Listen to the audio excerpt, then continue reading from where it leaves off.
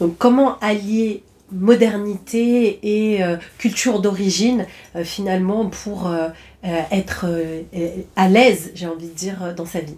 Eh bien, je crois que notre génération en est bien le témoin, même si c'est pas encore généralisé. Il y a pour ces femmes qui sont issues de l'immigration, on en est à différentes générations maintenant, cette alliance en fait entre la modernité et la culture d'origine. On voit ces fusions et il y a même un retour en fait aux sources qui est en train de se manifester actuellement. On le voit chez les artisanes. Nous, on a repris les tatouages berbères, puisque en nous intéressant donc à ces tatouages-là, on s'est rendu compte qu'ils avaient cette fonction de guérison. En fait, c'était pas juste des ornements, et il y avait vraiment une signification, une symbolique profonde à ça. Et la modernité dans laquelle on vit actuellement réclame ça. C'est-à-dire qu'aujourd'hui, on voit qu'avec l'évolution technologique, avec l'évolution aussi et l'ouverture des consciences, on aspire à quelque chose de beaucoup plus profond, quelque chose de beaucoup plus grand, qui ne peut pas être nourri uniquement par l'aspect matériel. On voit bien que le côté matériel vient offrir un confort, et ça c'est magnifique, puisque c'est notre droit le plus profond que de jouir de ce qu'il y a de meilleur dans cette vie. Néanmoins, parfois on peut se perdre, et on peut créer une dissociation entre cette modernité et cette culture d'origine. Alors que là, la proposition qui est faite aujourd'hui, c'est d'aller en fait dans cette fusion.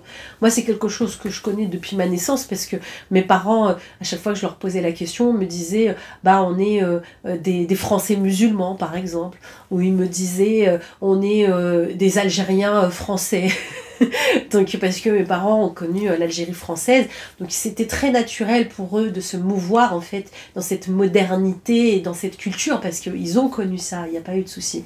Mais pour les générations qui ont suivi, c'était quelque chose de beaucoup plus difficile, parce que les parents qui sont venus, par exemple mes parents, moi ils sont arrivés donc en France, donc ils ont connu l'Algérie française, donc c'était une continuité en France, ils parlent très bien français, très installés et autres, mais nous qui sommes arrivés après, il n'y avait pas...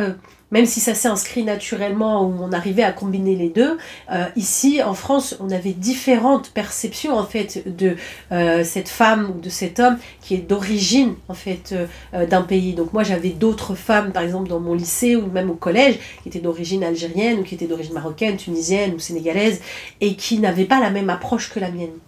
Il y avait des approches qui étaient beaucoup plus traditionnelles, alors qu'ils n'avaient jamais été, par exemple, en Algérie. Alors que moi, j'avais vécu en Algérie et j'avais une approche qui était déjà beaucoup plus différente, j'ai envie de dire. Parce que nous, en Algérie, on était déjà, en fait, on était déjà des Français en Algérie, mais on ne peut pas dire ça comme ça, parce que là-bas, en fait, je côtoyais que des gens, en fait, qui parlaient parfaitement français, et je baignais dans ce monde-là. Et c'est vrai que quand je suis arrivée ici, ça a été un choc, parce que finalement, la perception des origines et de l'application de la culture ici n'était pas forcément faite de la même façon que là-bas. Donc ça a créé en fait des différences avec des femmes en fait qui étaient des mêmes origines que moi, mais avec lesquelles je ne matchais pas, avec lesquelles je ne me reconnaissais pas.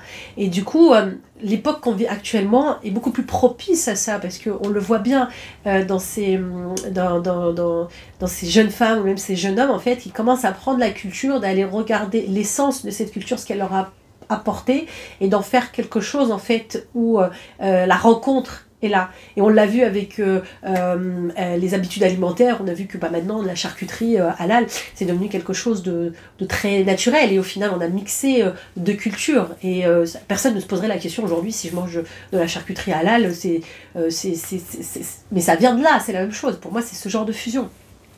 Et là, aujourd'hui, on va beaucoup plus loin, parce qu'il y a une réelle demande d'identité. Les gens ont besoin d'aller revenir dans leur identité pour mieux se comprendre. Et quand on va puiser dans sa culture d'origine à partir de l'espace ici, qu'on peut appeler l'espace de modernité, là, il peut sortir vraiment des choses magnifiques. Et j'ai la chance, en tout cas moi aujourd'hui, d'accompagner des femmes et de rencontrer des femmes qui sont dans cette quête, qui sont dans cette recherche identitaire, et qui reviennent en fait à la puissance de leurs ancêtres, et elles viennent célébrer ça en fait, on vient célébrer ça donc ensemble. Donc non seulement c'est possible aujourd'hui, mais c'est très très beau aussi. Donc voilà, donc j'espère que cette vidéo t'a permis d'y voir un peu plus clair. Si tu l'as aimé, n'hésite pas à la liker, à la partager, et aussi à t'abonner à la chaîne si ce n'est pas encore fait, et à mettre un commentaire si tu as envie de commenter cette vidéo. À bientôt.